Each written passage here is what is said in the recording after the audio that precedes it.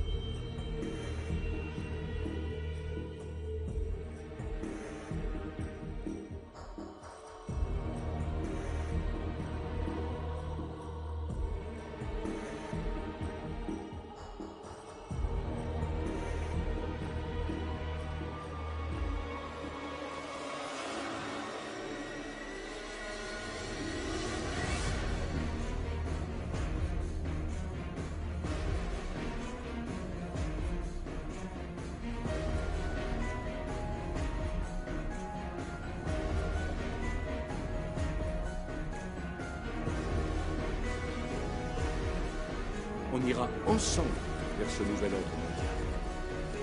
Et personne, je dis bien personne, ne pourra s'y opposer. Car à travers le monde, les forces au service du changement sont considérablement plus fortes que les conservatismes et les immobilismes.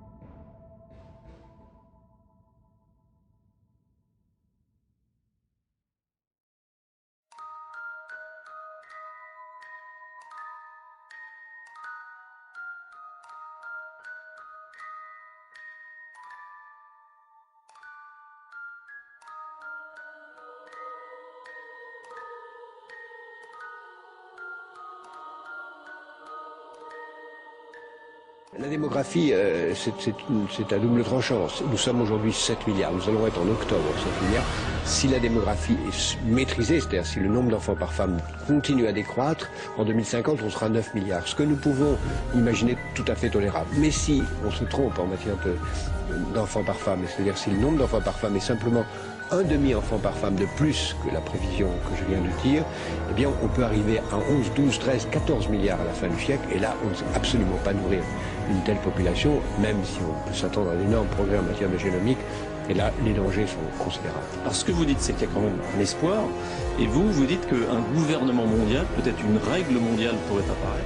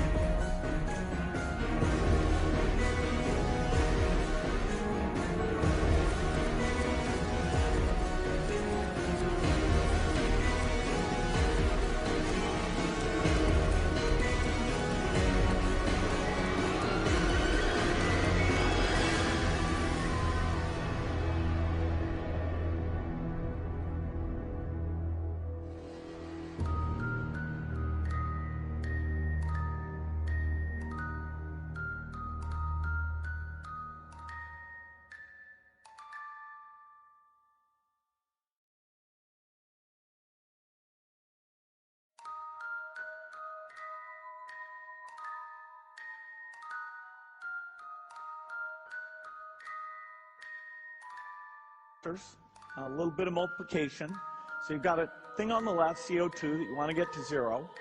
And that's going to be based on the number of people, the services each person's using on average, the energy on average for each service, and the CO2 being put out per unit of energy.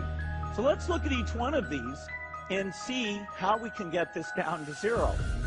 Probably one of these numbers is going to have to get pretty near to 0. That's back from high school algebra, but let's take a look. First, we've got population. The world today has 6.8 billion people. That's headed up to about 9 billion. Now, if we do a really great job on new vaccines, healthcare, reproductive health services, we could lower that by perhaps 10 or 15%. Now, if we do a really great job on new vaccines, healthcare, reproductive health services, we could lower that by perhaps 10 or 15%.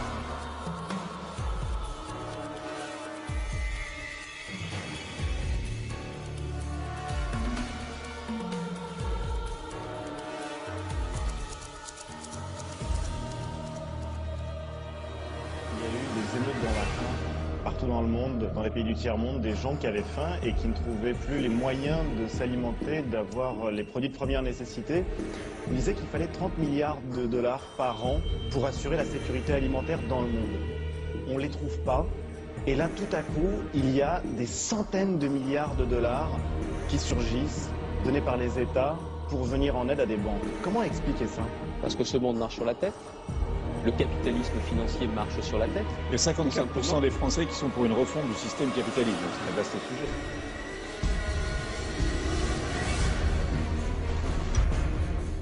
The world that maybe some people dreamt of at that conference back in Bournemouth, when it looked as if maybe history would end, that liberal democracy would triumph, that free market economics would slowly progress, and we'd have a new world order.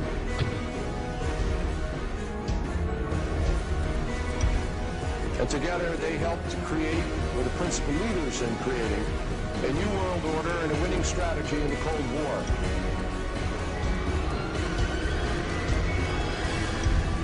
We are part of a new world order. And as the recently departed Admiral William J. Crowe once said, it's long on new and it's short on order.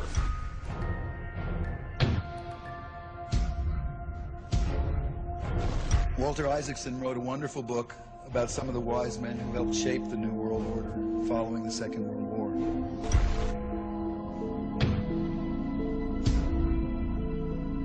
As we devise a way forward in Iraq, I urge the international community to embrace its responsibility for creating that new world order. A new world order based upon collective action.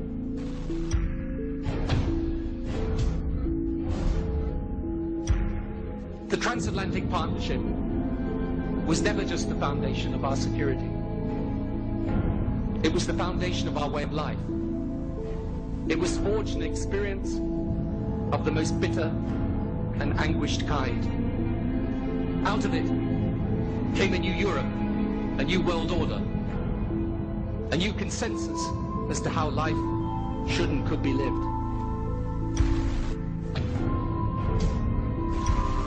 And just like that, it was gone. It was a new world order. That's what President George H. Bush said. Harvard historian Francis Fukuyama pronounced the end of history.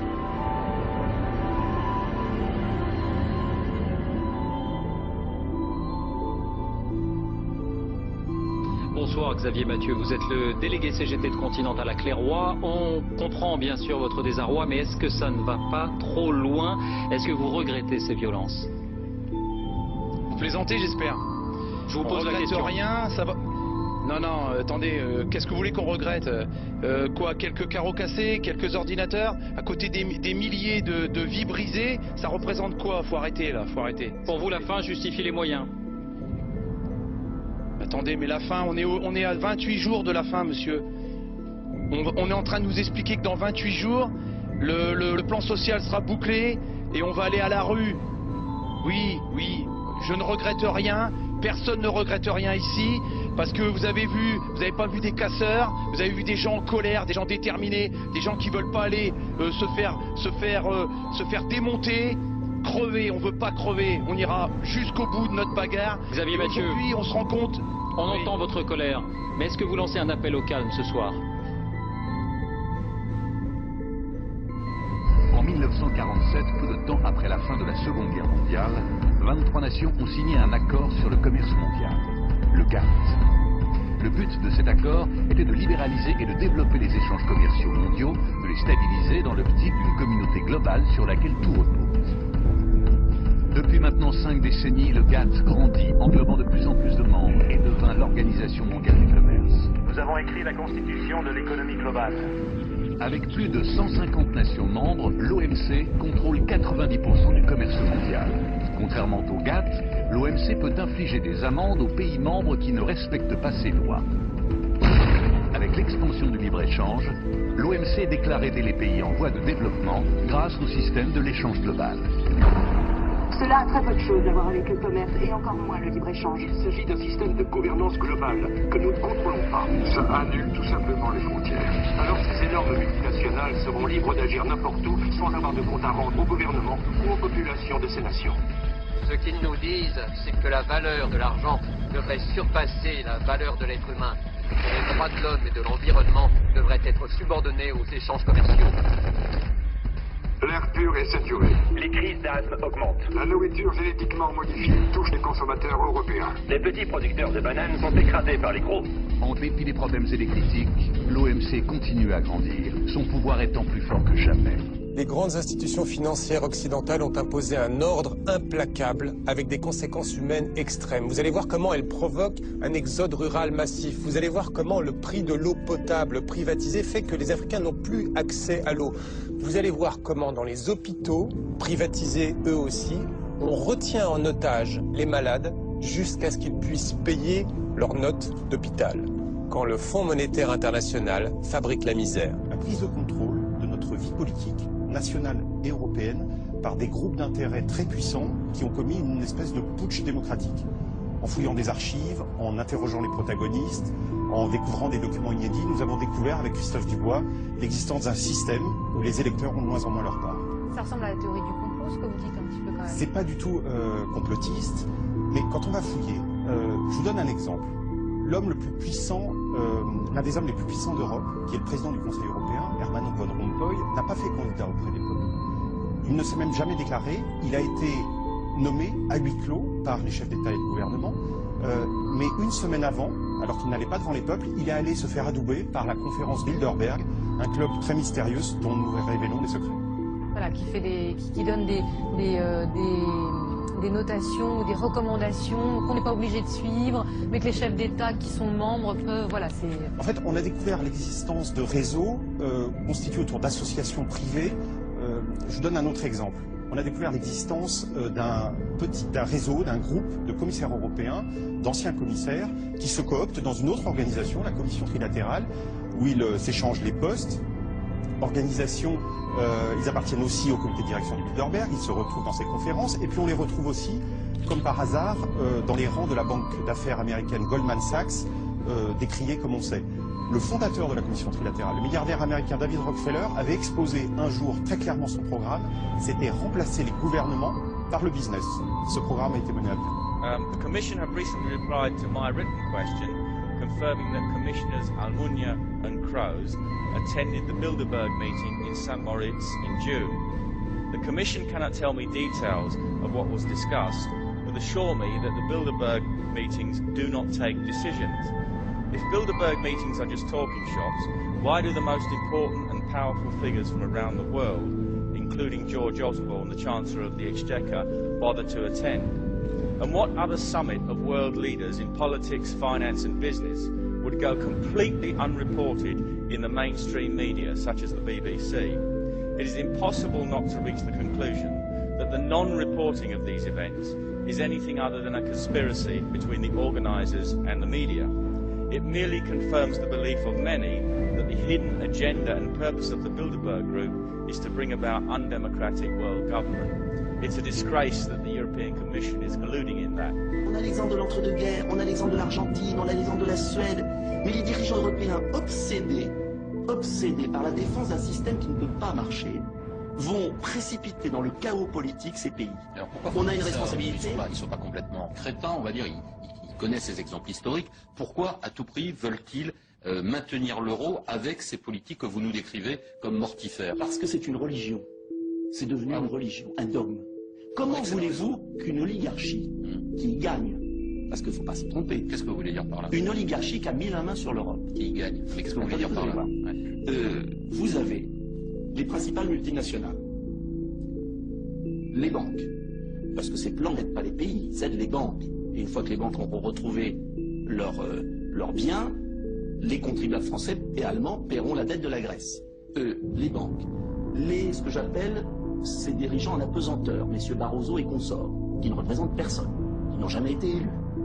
Hein, plus des dirigeants européens qui sont leurs collaborateurs. Je pèse mes mots. Cette petite classe... dirigeants européens élus. Élus, oui. C'est qui trahissent leur peuple. Ces dirigeants européens obéissent à ces nouveaux maîtres du monde, qui essorent les peuples, et qui font qu'aujourd'hui, l'Europe est le continent qui est en train de perdre pied dans la mondialisation. Parce que si ces gens nous préparaient à la mondialisation, s'ils investissaient dans l'avenir, s'ils préparaient la voiture électrique de demain, si l'Europe avait une capacité à aller vers l'avant, mais moi je serais favorable. Enfin, mais rien, zéro. C'est grave. En revanche, attendez, c'est quand même assez grave ce que vous dites. En gros, vous accusez la classe politique élue et non élue d'une sorte de gang mafieux au service des banques et des marchés. J'accuse gravement. Je dis qu'aujourd'hui, ils trahissent leur peuple. Ce qu'ils n'ont pas pu faire par la conviction et par la démocratie, aujourd'hui, ils veulent le faire par la force. Molto importante, oggi sulle agenzie c'è un corollario di voci, di riunioni, non si sa nemmeno se dovrà esserci una riunione straordinaria a Bruxelles. Ma io mi domando una cosa, esaminando i nomi che circolano. Per esempio, mi limito a 3, Balkenende, Miliband e Van Rompuy. Ma è mai possibile che nessuno abbia osservato che tutte e 3 sono frequentatori delle riunioni vuoi del Bilderberg, vuoi della trilaterale? Beh, io credo che si debbano stabilire dei principi di trasparenza, tanto sovente indicati a parole dalle nostre istituzioni, e si debba chiedere con chiarezza a queste persone se sono i candidati del loro paese nelle forze politiche o di questi gruppi occulti che si riuniscono a porte chiuse e decidono sulla pelle e sulla testa dei popoli.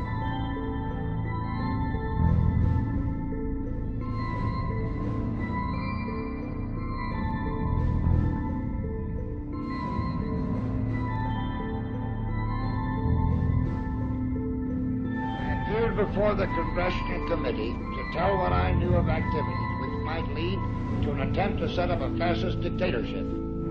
The potential for the disastrous rise of misplaced power exists and will persist.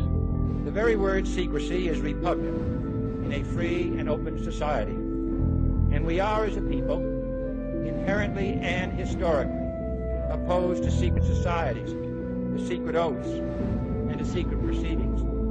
President Bush signed a formal agreement that will end the United States as we know it, and he took the step without approval from either the U.S. Congress or the people of the United States. The secret organizations of the world power elite are no longer secret. It's known as the Bilderberg Group. Could their objective be world domination?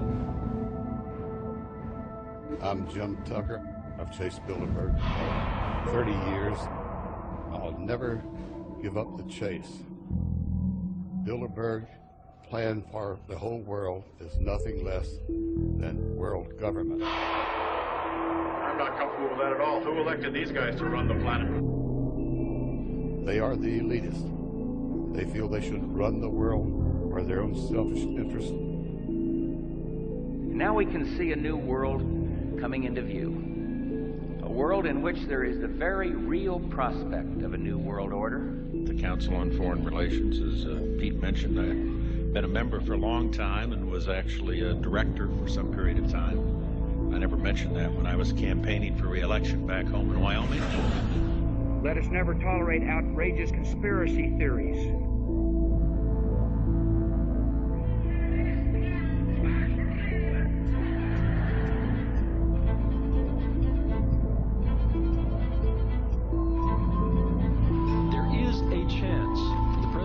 States to carry out a phrase his father used, and that is a new world order.